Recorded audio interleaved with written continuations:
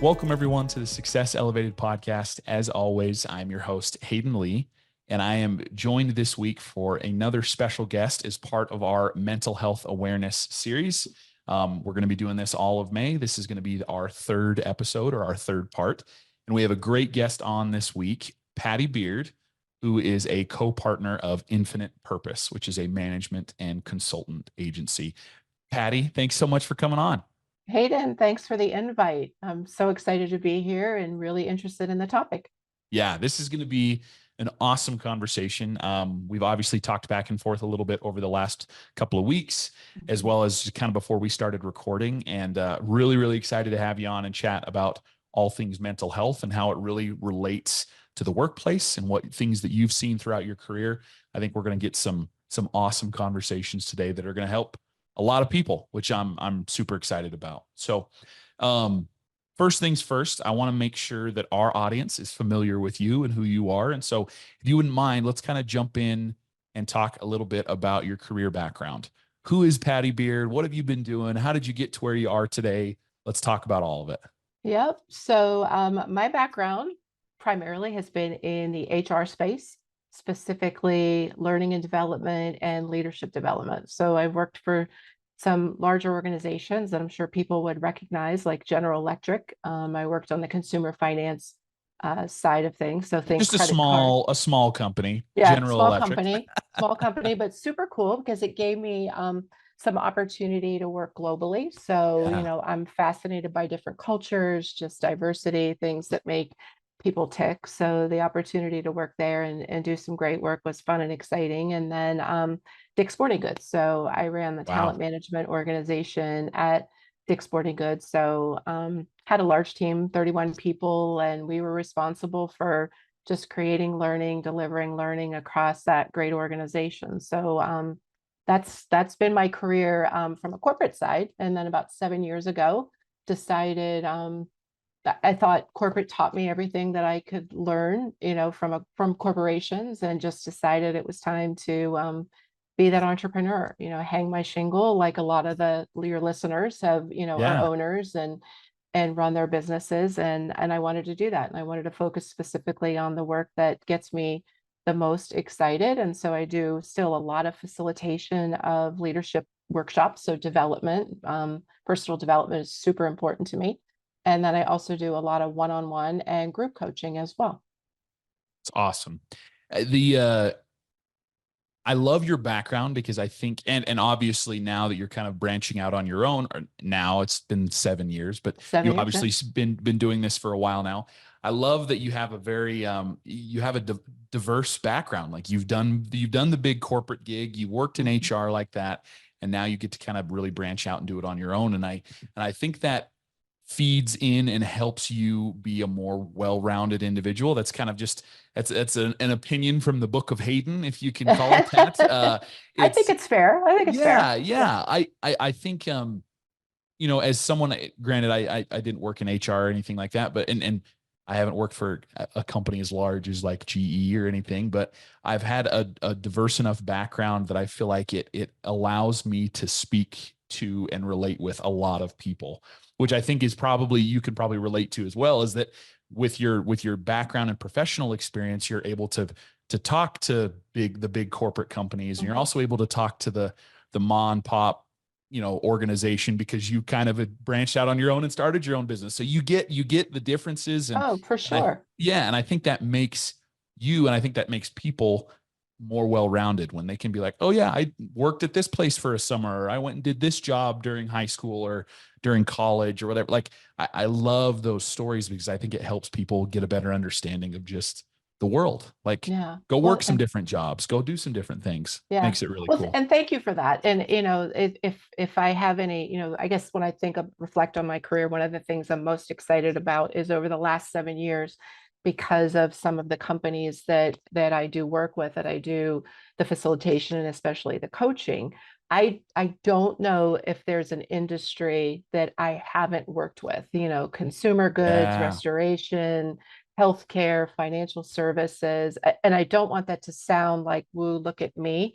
I just, to your point about, just being well-rounded and understanding a little bit of perspective of different people, I Yeah. feel like those experiences have really exposed me to some really great opportunities.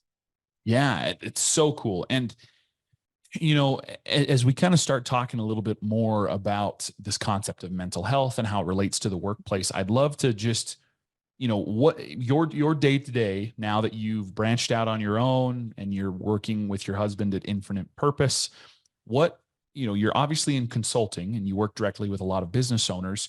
What is your goal or maybe your mission statement at Infinite Purpose? Like what are you trying to accomplish there with regards to, maybe this topic, maybe it's HR.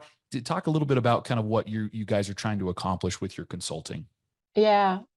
So for the business, there's a mission of the business, but if it's okay Yeah.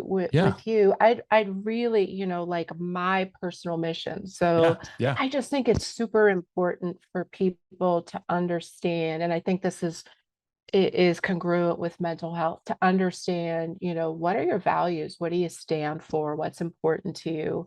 And then to really, we toss a word around a lot in the industry, in all industries today, around being our authentic selves.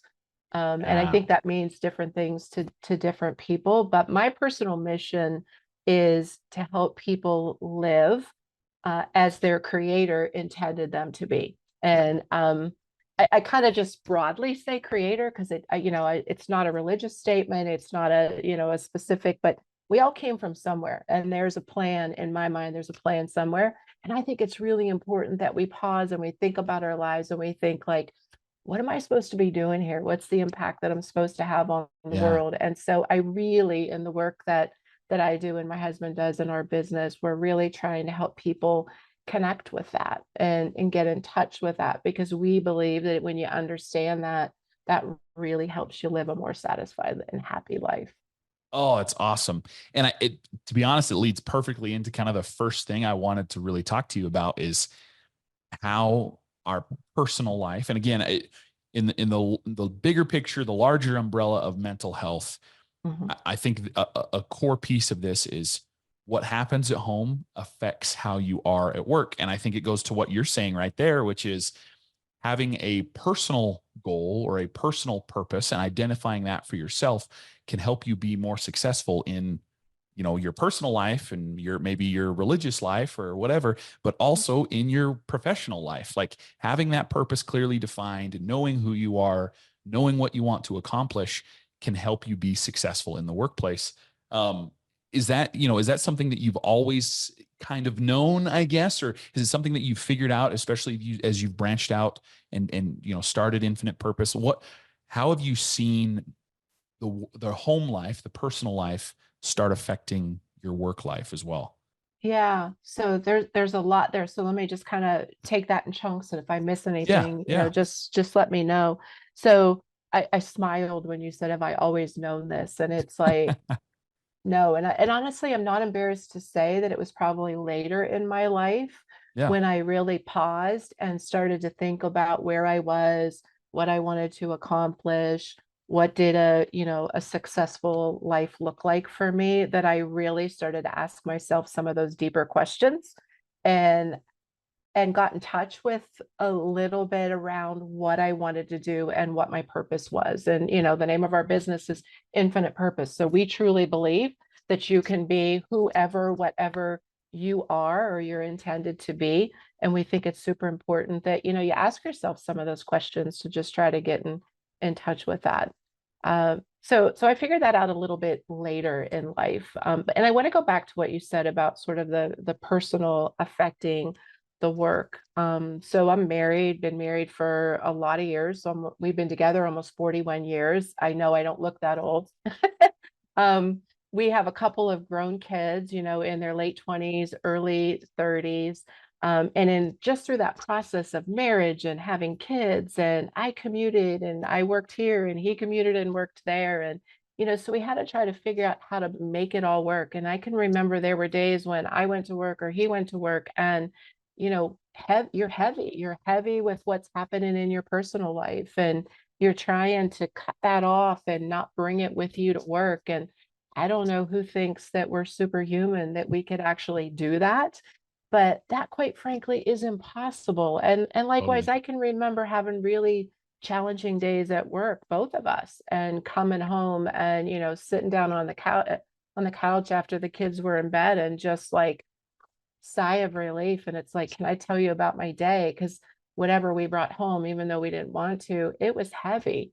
And even in the coaching business that we have, I chuckle to myself when clients say, well, I'm different at work than I am at home. And I kind of wave the BS flag at that, because there's none of us that can be different here or different there. We may in our mind think that we are, but actually trying to show up and be something at work that's different than who you are authentically actually causes us a lot of stress, a lot of Yeah. anxiety. It potentially leads to some perfectionism tendencies, some people pleasing tendencies, some of those things that really might ultimately just cause us some undue stress, undue anxiety. The Success Elevated podcast is brought to you by SOS Navigator. SOS Navigator is an on-demand training platform geared towards marketing, personal development, and business growth. We understand that as a business owner in the service industry, you wear a million hats. Let SOS Navigator be a simple and cost-effective way for you to continue to grow your business. Click the link in the show notes below and use code SOS Podcast to get 10% off your next on-demand training course. And yeah, I think it goes both ways for sure. I think one of the things that, the first two parts of this series that we have done this time, we had on a returning guest, Ashton, and he talked about how the easiest way to know if there is someone maybe experiencing a mental health crisis or having some problems with mental health is noticing a change in their pattern. And it could be something like you're saying where, man, I hang out with them, outside of work and they're a different person, or, maybe they're, yeah, their day to day has changed abruptly all of a sudden. They used to be really on time or 10 minutes early to their shift, and now they're always late. Like something's going on here. And like noticing those changes in patterns can help you maybe identify a person, a coworker, maybe even looking at yourself and saying, yeah, there's something going on here. And I think that finding a way to kind of connect those two a little bit better can help make the workplace just a much better place to be. And again, I think a lot of these conversations about mental health, while we are concerned with those around us, I go back to the analogy I traveled on an airline last week, and I think of, the little video that they play where they talk about the oxygen mask, and they're Sure. like, Yeah. take care of yourself first before you help somebody next to you. Like that's true when it comes to mental health as well. Like you need to make sure that you are in a good place before you can really help others. And so I think we oftentimes we're so concerned with, oh, this employee or this team member, something's going on with them. I want to make sure I'm helping them. But like, are we taking care of ourselves? And I think that comes back to this conversation of personal development. How are things at home? How do you get rid of some of that stress, either at home or maybe try and separate the workplace from home? How can we do that to be better? And I would pose that to you a little bit as Mhm. you've kind of worked with people and coached them in business world and stuff. Are there some easy tips, or what have you done, or I guess is the first piece to identify that there is a problem, and then we got to work on some solutions? What does your process look like when you first sit down to do some consulting with someone? Yeah. So a couple of thoughts there. Yeah. Even when we sit down with somebody, we spend that time getting to know them, understanding who they are as a person, what they're interested in, what their challenges are, and a lot of this is more in the coaching part versus the consulting part, Yeah. Yeah. Yeah. because people typically come to a coaching conversation with either some opportunities that they want to take advantage of, they can't quite realize. Um, I've just bought this business and I can't quite figure out how to get it to where it's really flourishing and I'm making money. So that might be in fact, it is a real situation, that we deal with on a pretty regular basis.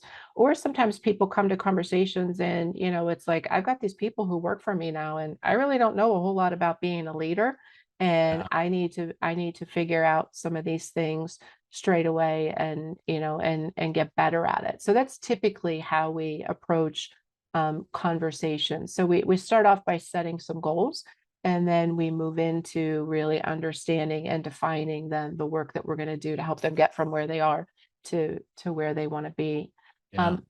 And I want to go back to something that you said about, when we're in a business and we have people working for us. I mentioned my Dick's Sporting Goods team was 31 people. I had people that worked for me though. I had 6 direct reports, and I set the expectations with those leaders that we needed to connect with our people. Sure, business is about getting results, and we got to deliver results, otherwise we're not in business. And at the same time, as leaders, we have to think about how we get those results. And we get those results through the people who actually show up every day and do the work. And sometimes I think, I experience leaders who are afraid to connect with their teams. They feel like they're prying or they're overstepping this invisible boundary, that I can't ask you questions like, hey, how are you? How's the new baby? How's the wife now that you're married? And I would say, those are conversations that we really want to try to have appropriately, obviously, but try to have with people so that we can understand them, so that we can start to establish, like Ashton said, what are some of those patterns of behavior? And Yeah. then, when all of a sudden somebody who's normally friendly is real snappy, and, there's mistakes in the work that they're doing, we might be upset. That's just maybe a natural reaction because it takes us further away from the result.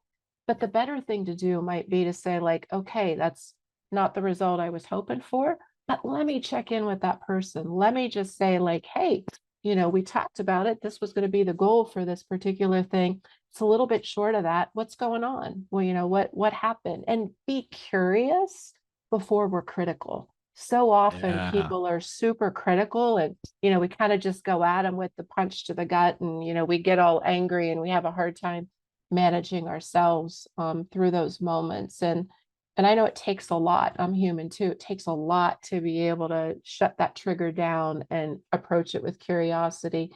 But I guess I've learned through the years, just being a leader and then coaching and working with leaders, curiosity in those situations is our best friend. What's going on? You don't have to say, is something wrong with your wife? Is something wrong with your kids? You don't have to get that specific. Just ask that broad, open-ended question like, hey, what's going on? Tell me how you're Yeah. feeling.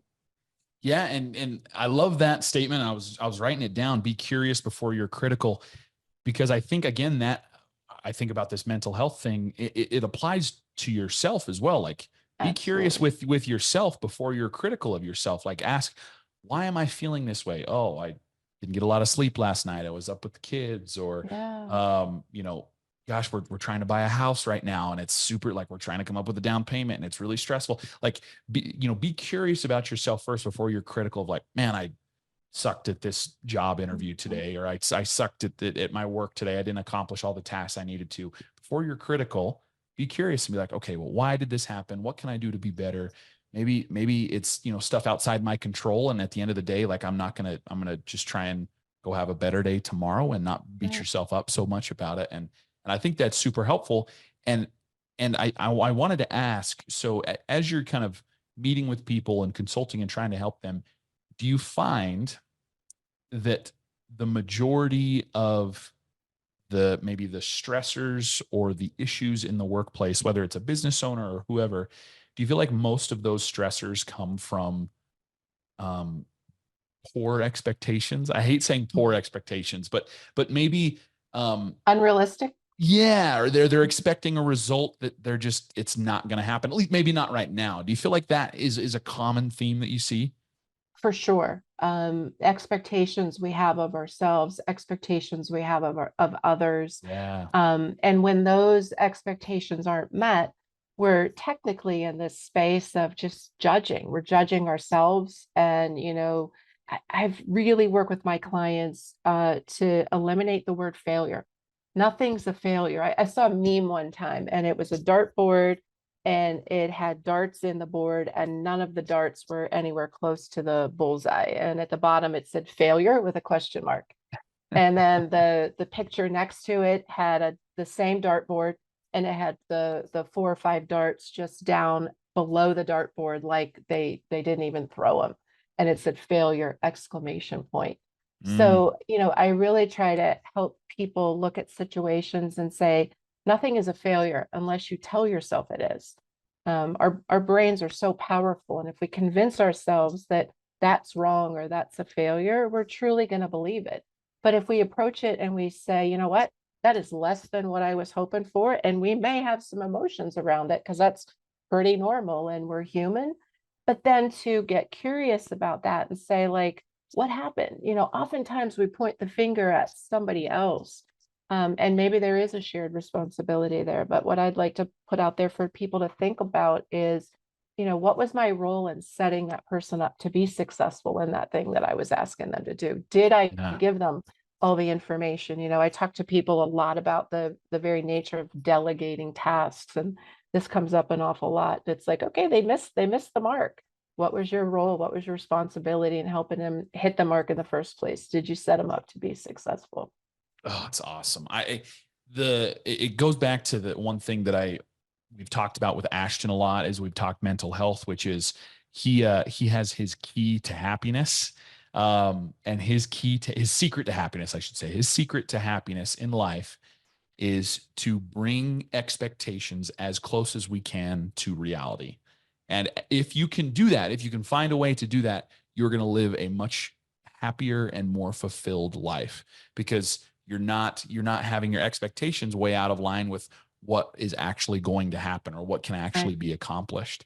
If you're trying to do, maybe you set a really huge revenue goal in this first year, but you don't have maybe the tools or the equipment or the team in place to take care of that, maybe you should bring your expectations to a more reasonable goal. And it's not that I don't want people to set goals or to try and reach for the stars and accomplish all these things, but I think it can cause some undue stress on your life, and Sure. can bring about a mental health crisis if you're not paying attention to those things. And so if we can bring our expectations closer to what reality is, you're going to live a much more fulfilled and happy life, and probably be a more successful business owner, because you're not allowing that stress to eat at you or at your employees. Absolutely. When I Yeah. work with my clients, we'll look at goals, we'll look at what they want to accomplish, and then we break it down. It's like, Yep. if we have a financial goal and we need to hit that financial goal, then to your point, we have to look at and say, what's it going to take for me to be able to hit that goal? And we ought to be able to carve out some really specific actions month over month that we have to take, that our teams have to take in order to hit that. And then watching that trend line month over month. And if we're not getting to where we need to be, then maybe readjusting those expectations, to your point, or looking and saying, like, okay, what behaviors do we have to change amongst myself or amongst the team to actually achieve those results? Yeah. The thing, and I totally agree with Ashton, when we set those expectations so high and they're not achieved, it's disappointment. It's Yeah. disappointment, and it's disappointment in ourselves. It's disappointment in others. And then that lingers. And if we don't clear that, like, I'm a big believer in, something that you said before about putting your own oxygen mask on. When you wake up in the morning, how are you feeling? What's going Yeah. on? What's still lingering from yesterday that maybe you haven't fully processed through? Maybe there was a client meeting that just didn't go well, or a customer was really upset about a job that your team did, and it's still there. It's still baggage on you today. If you don't clear that and figure out what you're going to do with that in that moment, it's going with you today. And that very next client conversation you have, or customer conversation, or employee conversation, there's going to be some residue of that yesterday's event that's starting to, show up in today's event. So checking in with yourself. I do this a lot with clients. How are you feeling? What's going right with your world? What's got you on edge today? And being aware of that, so that then you could step into your day knowing that, you know what, I didn't get sleep and I'm crabby today when I didn't, when I don't get sleep, or I got something I got to do today and I'm not very excited about that. And that's sort of the dark cloud over most of the things that I'm going to be doing today. When we're aware of that, then we can choose how to engage in situations differently and we're in control versus it's just there and it's showing up. That's all a part of emotional intelligence, by the way, we're talking about, Yeah. Yeah. Yeah. being aware, being self-aware. Most people say they're self-aware. The research says only about 15% of us as a race are self-aware. But the real clincher is self-regulation. So it's enough to know I'm upset that those results didn't go the way that I wanted them to do. Am I now capable of regulating those emotions so that when I show up with others, I'm aware of the effect that I'm having on them, and it's the kind of effect that I want to have versus just some negativity that I'm not even really aware of. Yeah. The Yeah, I love that stuff. The self-regulation conversation. We've had some emotional intelligence training here at work, and it's been super eye-opening.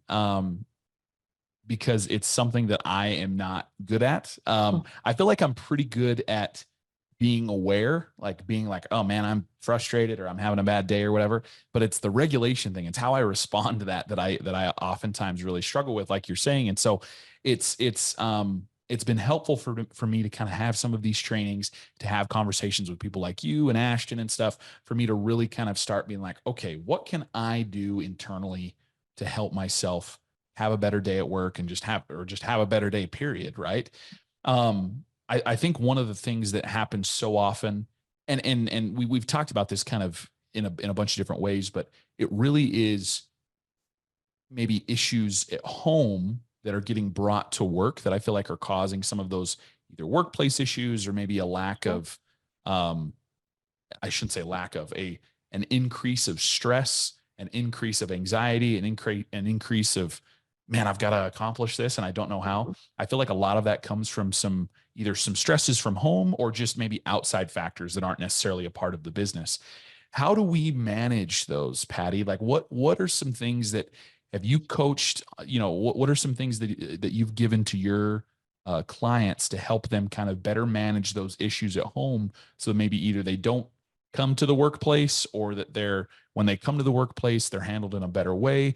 What are you doing to kind of help people deal with some of those stressors? Yeah.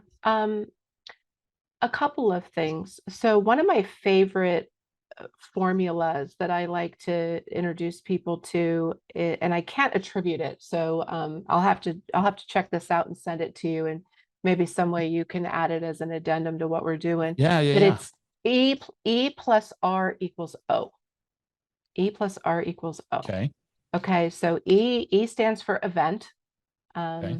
So event, think of trigger. So something happens and it triggers you. There's some kind of a reaction that you're going to have as a result of this event.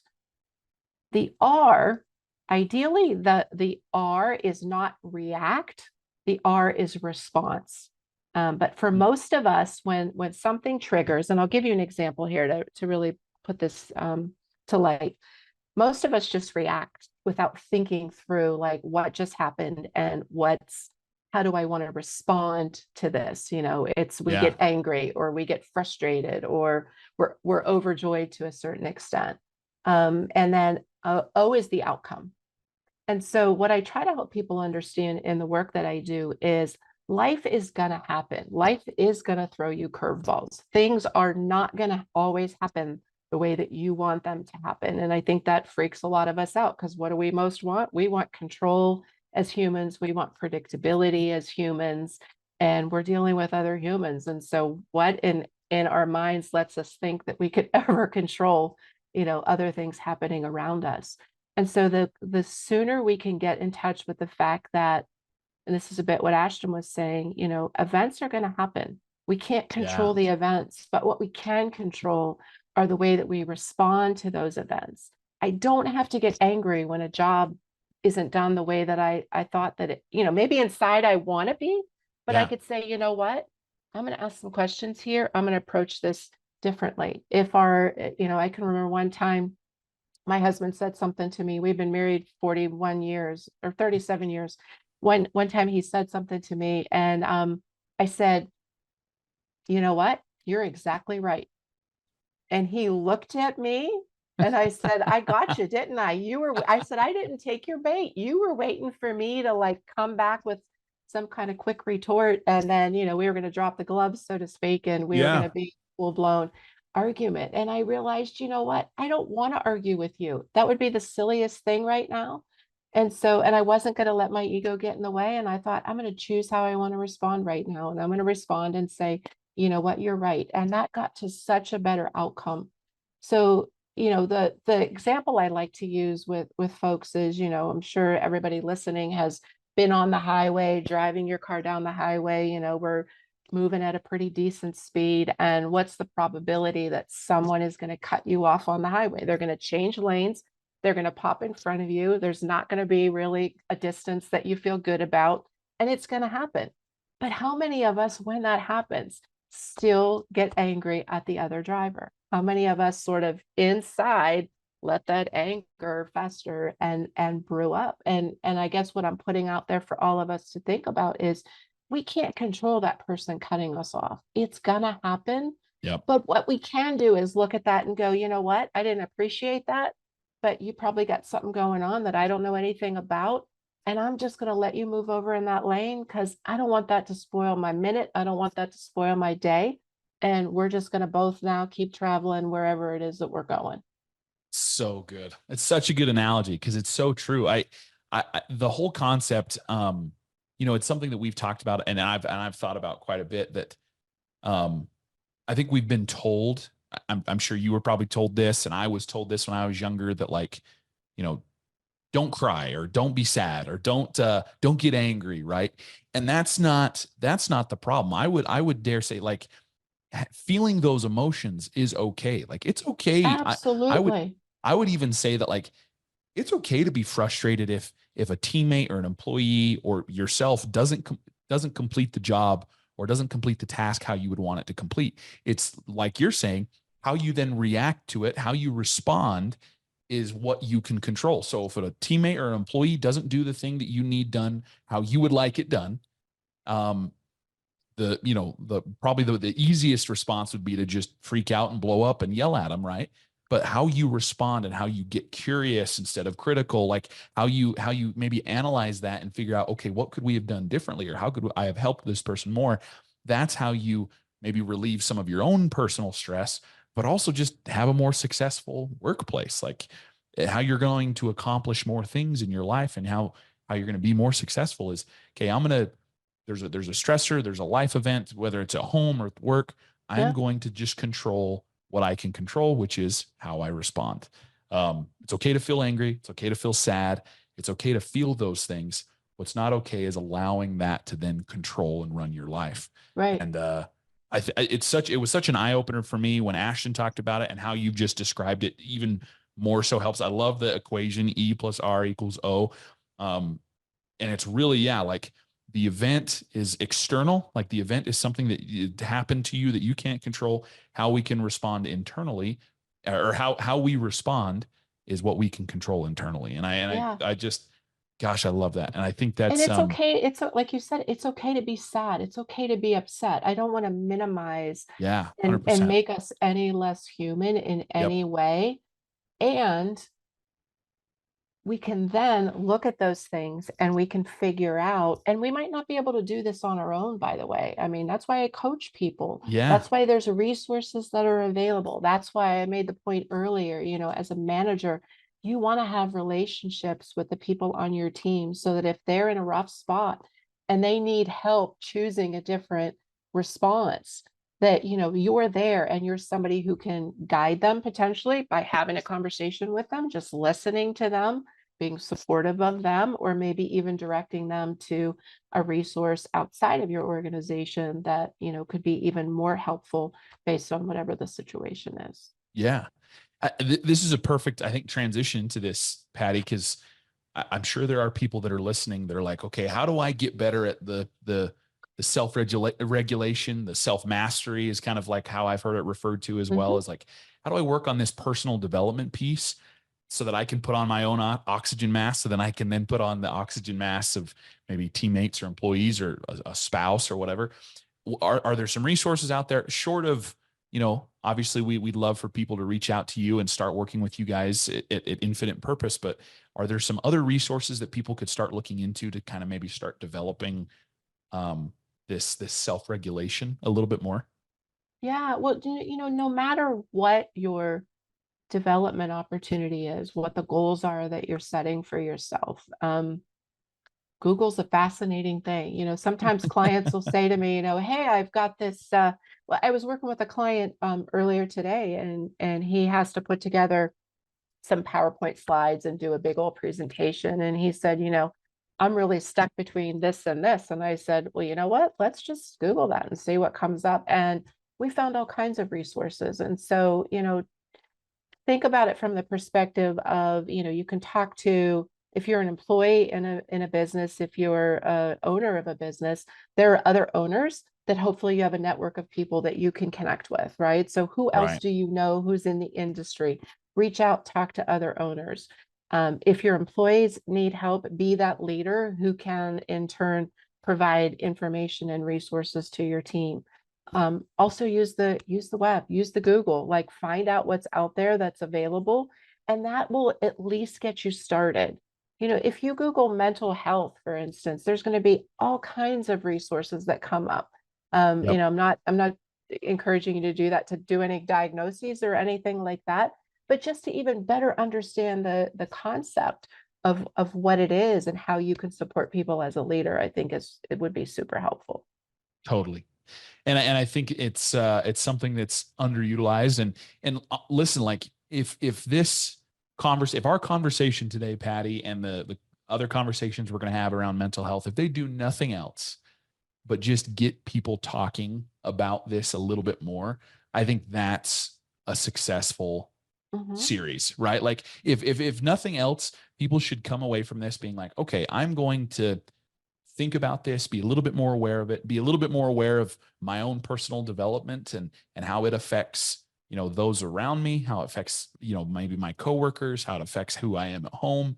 How can I, develop this self-regulation, and how can I make sure that how I respond to these stressors, even if people just start thinking about this a little bit more, for me, it's a win. And going out and looking at resources, or maybe getting some help, working with a consultant like yourself, that's all great. But at the end of the day, if people are just a little bit more generally aware, start taking some information and trying to internalize it, I think that's how we help people, make a difference in not only Yeah. their own lives, but those of people around them. And I think that's a win for me. And I would add, Yeah. some empathy and compassion, right? So if Yeah. you're an owner, you're a leader in a business, and somebody's having a tough spot, yeah, they need to do whatever the job is that you need them to do. And they're human.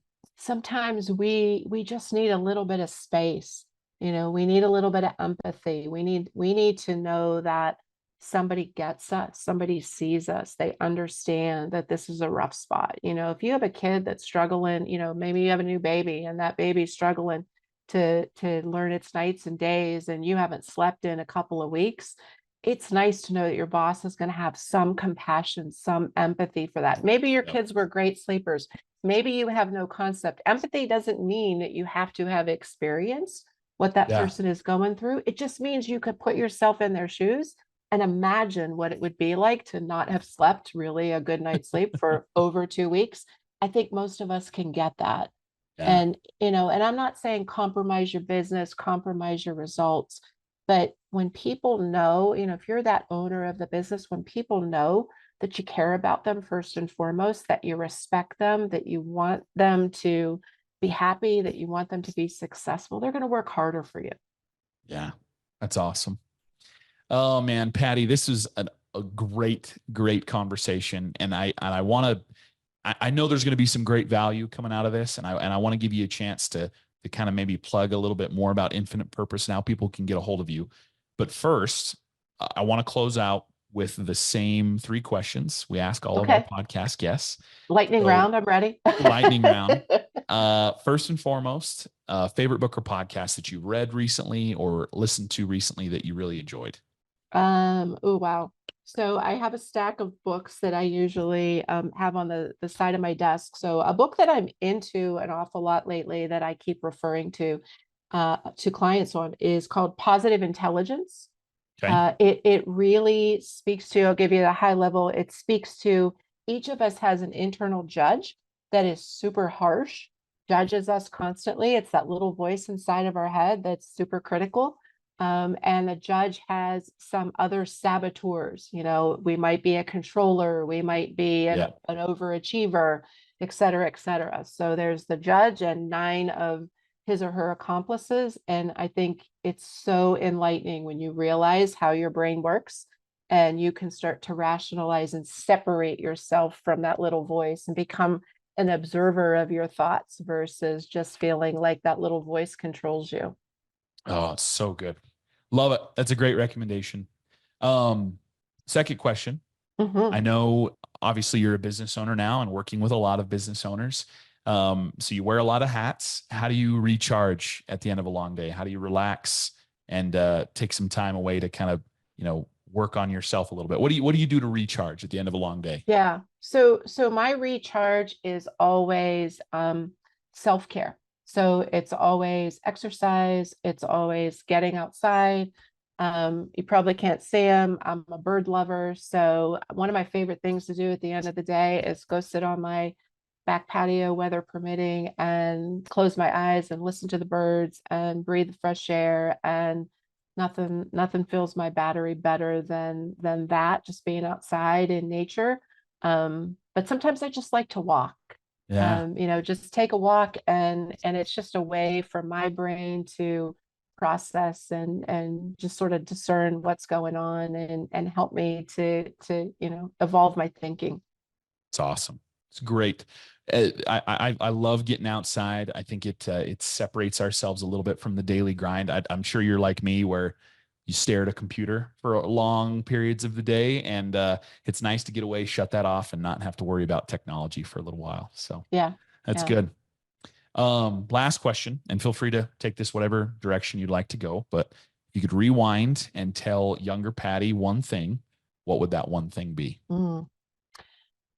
Spend time getting to know your authentic self.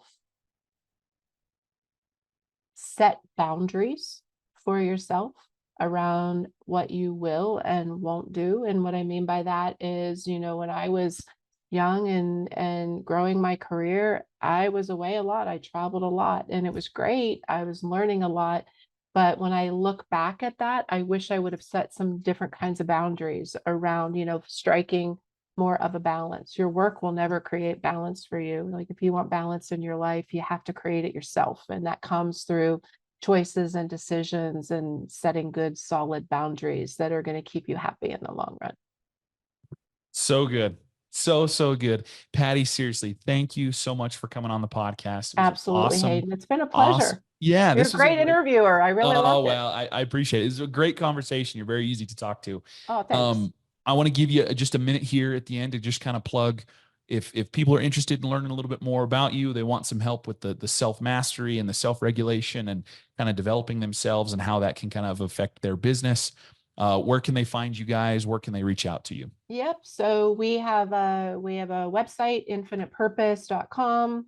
I'm on LinkedIn, Patty Beard, just like it sounds. Email is patty@pattybeard.com. So all of it's pretty straightforward. So look me up, and I'd love to chat with you to see how we could work together. Awesome. Thanks again, Patty. And I'm sure we'll have you on again in the future. Thank you so much. Thanks, Hayden. It's been a pleasure.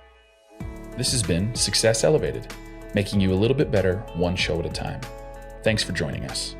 Please subscribe on YouTube or any other major podcast platform to listen to more episodes. We are proudly brought to you by Spot On Solutions. If you'd like to learn more about how we can help you grow your business, please check us out at spotonsolutions.com.